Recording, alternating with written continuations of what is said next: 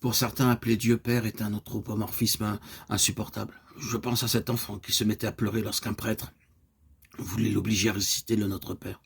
Pour lui, le mot Père évoquait la source de toutes ses souffrances. Un homme qui rentrait ivre chaque soir à la maison et frappait sa mère avant de s'effondrer dans son vomi.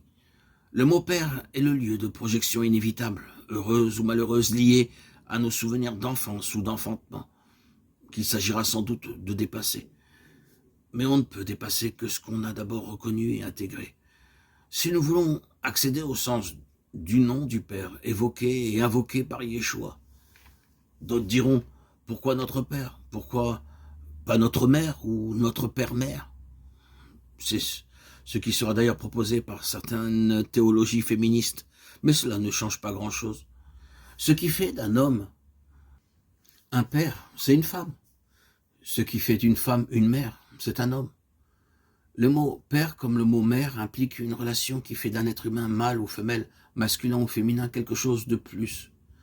Dire que Dieu est un père implique la présence du féminin, qui le fait être tel.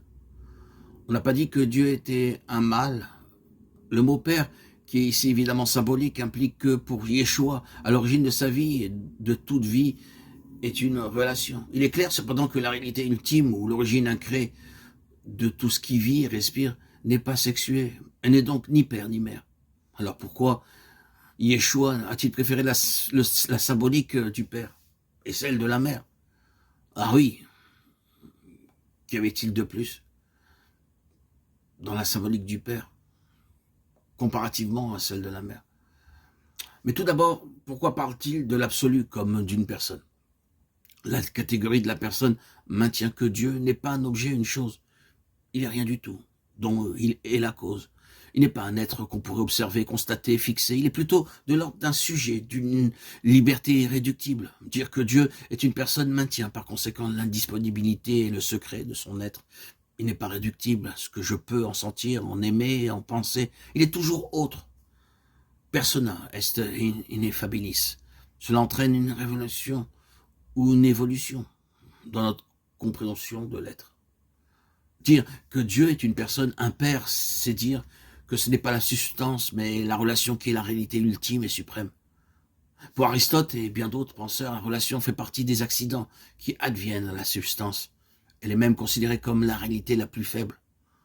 Pour Yeshua, Jésus, c'est la réalité la plus haute, la réalité fondatrice de tout ce qui existe. Le nom de Yahweh, Yud-Ke Vav-Ke, révélé à Moïse, signifiait déjà l'être là, avec nous. Le nom du Père va indiquer comment l'être est là, avec nous.